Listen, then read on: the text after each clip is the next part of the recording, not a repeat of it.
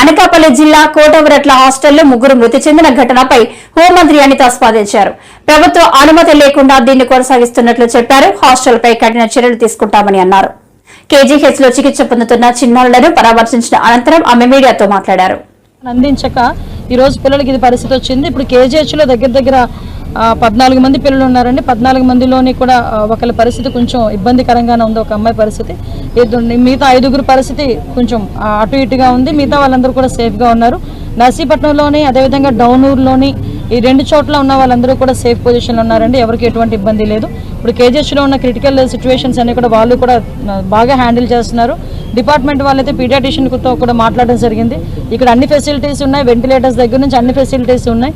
అన్ని ఫెసిలిటీస్లోని కూడా ఈరోజు పిల్లల్ని రక్షించే బాధ్యత వాళ్ళు డాక్టర్స్ తీసుకోవడం కూడా మనందరం కూడా వాళ్ళని అప్రిషియేట్ చేయాల్సిన అవసరం ఉంది. ఇటువంటి సిచ్యువేషన్లో కూడా వాళ్ళందరూ కూడా చాలా ఫర్మ్గా యాక్ట్ చేస్తున్నందుకు నేనేమంటానంటే దీన్ని కూడా మనం ఎట్టి పరిస్థితులను రాజకీయం చేయడానికి అవసరం లేదు.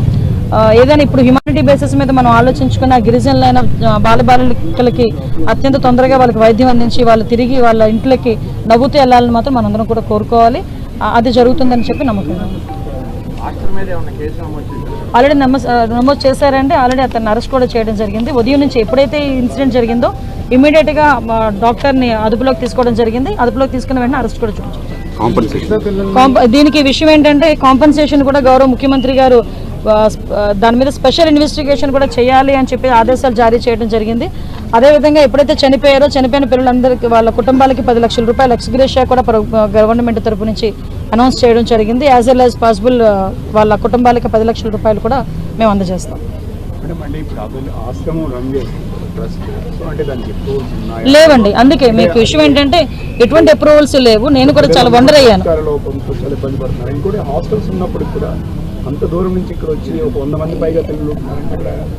అసలు నేను కూడా చాలా ఆశ్చర్యపడాల్సిన విషయం ఏంటంటే అక్కడ ఒక హాస్టల్ నడుపుతున్నారు ఇలాగ ఒక ట్రైబ్ సంబంధించి అన్న విషయం కూడా చాలా మందికి తెలియదు. ఒకవేళ అది అనాథరైజ్డ్ ఎట్టి పరిస్థితి దానికి ఎటువంటి ఆథరైజేషన్స్ లేవు, ఎటువంటి పర్మిషన్స్ లేవు. నేను ఇప్పుడు ఎందుకు అడిగాను, ఇప్పుడు పేరెంట్స్ కూడా అడిగాను, ఎందుకు మీరు పంపిస్తున్నారంటే అయ్యగారు చూసుకుంటామన్నారని మేము పంపిస్తున్నామండి అంటే వాళ్ళ ఇన్నోసెన్సీని కొంతమంది గ్రాప్ చేసుకుని ఈ రకంగా ఆర్గనైజేషన్స్ పేరుతో కొంత మేరకు మిస్యూజ్ చేసుకోవటం అంతే, అంతకుమించి ఇంకేం. ఈ ఫండింగ్స్ గురించి ఫండింగ్స్ గురించి వాటి గురించి వాళ్ళు ఇబ్బంది పెట్టడం. నియర్ బై హాస్టల్స్, అక్కడ హాస్టల్స్ ఉన్నాయండి. పాడేరులో చాలా హాస్టల్స్ ఉన్నాయి. ఏకలవ్య హాస్టల్స్ అని ట్రైబల్ హాస్టల్స్ చాలా ఉన్నాయి. ఇదే కాకుండా ఈరోజు మేము ఇమీడియట్గా ఎక్కడైతే ఇలాంటి ఆర్గనైజేషన్స్ కానీ నడుపుతున్నారో అవన్నీ కూడా ట్రేస్ అవుట్ చేయడం జరిగింది. నాకు కలెక్టర్ గారు చెప్పడం ఏంటంటే కోటపాడు దగ్గర ఒక 2 ఉన్నాయన్నారు. ఇమీడియట్గా వాటిని క్లోజ్ చేయించి అందులో ఉన్న పిల్లలందరినీ కూడా నియర్ బై హాస్టల్స్కి మేము పంపించి ఏర్పాటు చేస్తాం. ఎక్కడా కూడా అనాథరైజ్డ్గా ఇలాంటి హాస్టల్ నడపడానికి ఎట్టి పరిస్థితులను వీలు లేదు. అటువంటి పరిస్థితి ఇమీడియట్గా కలెక్టర్స్ అందరూ ఇక్కడ మన వైజాగ్ కలెక్టర్ గారితో, ఏఎస్ఆర్ కలెక్టర్ గారితో, అదేవిధంగా అనకాపల్లి కలెక్టర్ ముగ్గురితోనే మాట్లాడాం. ముగ్గురికి కూడా ఇన్స్ట్రక్షన్స్ ఇవ్వడం జరిగింది. ఇలాంటి హాస్టల్స్ ఎవరైనా ఐడెంటిఫై చేస్తే కనుక ఇమీడియట్గా క్లోజ్ చేయండి. ఆ పిల్లలకి ఎక్కడ ఇబ్బంది లేకుండా నియర్ బై హాస్టల్స్కి జాయిన్ చేయండి అని కూడా మేము ఆర్డర్స్ ఇచ్చాము. యాక్చువల్గా ఫుడ్ బయట నుంచి వచ్చిందండి. అక్కడ హాస్టల్ నేను ఎస్పెషల్ అది ఆ కాన్షియన్సీ నాదే కదా, అక్కడ హాస్టల్లోనంట బయట నుంచి వచ్చిన ఫుడ్కి ఎక్కువ ప్రిఫరెన్స్ ఇస్తారంట. ఇప్పుడు ఎవరైనా చనిపోయినా జ్ఞాపకార్థం ఇచ్చిన ఫుడ్ కానీ లేకపోతే ఏదో బర్త్డేస్కి ఇచ్చిన ఫుడ్ కానీ అలాంటి విషయాల్లో అంటే యాక్చువల్గా ఆర్గనైజ్డ్గా ఉండి మనకి అన్ని అప్రూవల్స్ ఉన్నకోండి వాళ్ళు ఫుడ్ బయట నుంచి వాళ్ళు అలౌ చేయరు. మనం అమౌంట్ ఇస్తాము, వాళ్ళు ఫుడ్ వాళ్ళు ప్రిపేర్ చేసుకుంటారు. ఫర్ ఎగ్జాంపుల్ ఇక్కడ చాలా అనాథాశ్రమాలు ఉన్నాయి. ఎవరైనా పుట్టినరోజులకి వాటికి మేము ఫుడ్ పంపిస్తామన్నా వాళ్ళు ఒప్పుకోరు. మీరు మాకు అమౌంట్ ఇచ్చేసాయండి, ఇంత అమౌంట్ అవుతుంది, మేమే వండి పెట్టుకుంటాము అంటే వాళ్ళంత ప్రికాషనేట్గా ఉంటారు. సో అటువంటిది కాకుండా ఎక్కడో ఏదో జరిగిన ఫంక్షన్స్ జరిగిన దగ్గర మిగిలిపోయిన ఇలాంటివి తీసుకురావడం వల్ల పిల్లలు నిజంగా చాలా చిన్న పిల్లలు చాలా ఇబ్బందిగా అనిపించింది. వాళ్ళ పొజిషన్స్లో చూడటం 3 సంవత్సరాల పిల్ల కూడా ఉంది అందులోని. నిజంగా దేవుడి దేవాల వాళ్ళందరూ కూడా వాళ్ళ ఇళ్ళకి నవ్వుతూ వెళ్ళాలని మాత్రం మనస్ఫూర్తిగా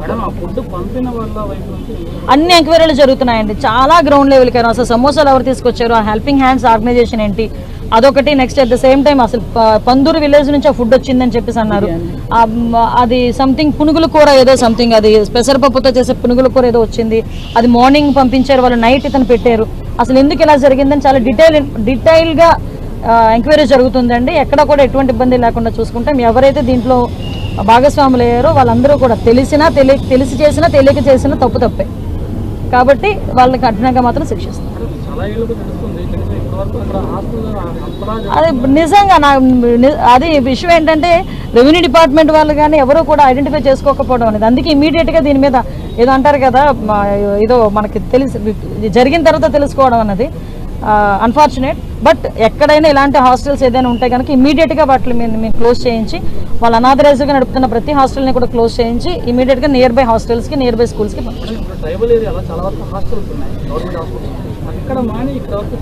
అంటే నేను ఒక ఆవిడతో మాట్లాడానండి. అక్కడ వాళ్ళు ఎలా చెప్తున్నారంటే, అక్కడ కనుక ఉంటే మా పిల్లలు తాగుడికి బానిస అయిపోతారు, గంజాయికి బానిస అయిపోతారు, మా దగ్గరికి పంపిస్తే మేము జాగ్రత్తగా చూసుకుంటాము, కాబట్టి మా దగ్గరికి పంపించండి, ఇలాంటి మాటలన్నీ మాట్లాడి కొంచెం మోటివేట్ చేసి వాళ్ళని మతపరమైన బోధనలు చేసి వాళ్ళని తీసుకొచ్చి వాళ్ళని ఒక పొజిషన్లో పెట్టి, అఫ్కోర్స్ తర్వాత వాళ్ళు ఏం చేస్తారు, ఏ ఫండింగ్ చేస్తారు, ఫారెన్ ఫండింగ్ వెళ్తారా లేకపోతే ఏదైనా అదర్ దెన్ ఫండింగ్ వెళ్తారా అన్నది తర్వాత విషయం. వీళ్ళ దగ్గర ఎప్పుడైతే ఇది ఒక బిజినెస్, జస్ట్ లైక్ ఇది ఒక బిజినెస్, ఆ తల్లిదండ్రుల దగ్గర డబ్బులు తీసుకోవట్లేదు, వాళ్ళు కంప్లీట్గా బాగా ట్రైబ్ ఏరియాస్లో ఉన్న వాళ్ళు. సో వాళ్ళకి కూడా పిల్లలు బాగుపడాలి అన్న ధ్యాసతో, అమాయకత్వంతో వాళ్ళు ఇలా పంపించడం జరిగింది. ఎంక్వైరీ చేస్తున్నామండి, ఆ ఎంక్వైరీ కూడా చేస్తున్నాం, ఆ ఎంక్వైరీ కూడా జరుగుతుంది. అదే చెప్తున్నానండి, ఇమీడియట్ కంపల్సరీ కాన్సన్ట్రేట్ చేయాలండి, కంపల్సరీగా కాన్సన్ట్రేట్ చేయాలి. అందుకే దాని మీద డీటెయిల్గా ఎంక్వైరీ చేయమని చెప్పేసి సమగ్ర విచారణ జరిపించాలని గౌరవ చంద్రబాబు నాయుడు గారు కూడా ఆదేశాలు ఇవ్వడం జరిగింది. దీన్ని కంటిన్యూ అంటే డే ఫస్ట్ నుంచి, అంటే ఒక మానిటరింగ్ ఎలా చేస్తారో ఒక అడ్మినిస్ట్రేషన్ తెలిసిన వ్యక్తి అని చెప్పడానికి, ఉదయం ఇన్సిడెంట్ జరిగిందని సంగతి తెలిసిన దగ్గర నుంచి ఇప్పటి వరకు కూడా ఎప్పుడు ఏం జరుగుతుంది అనేది కంటిన్యూయింగ్ మానిటరింగ్లో ఉండి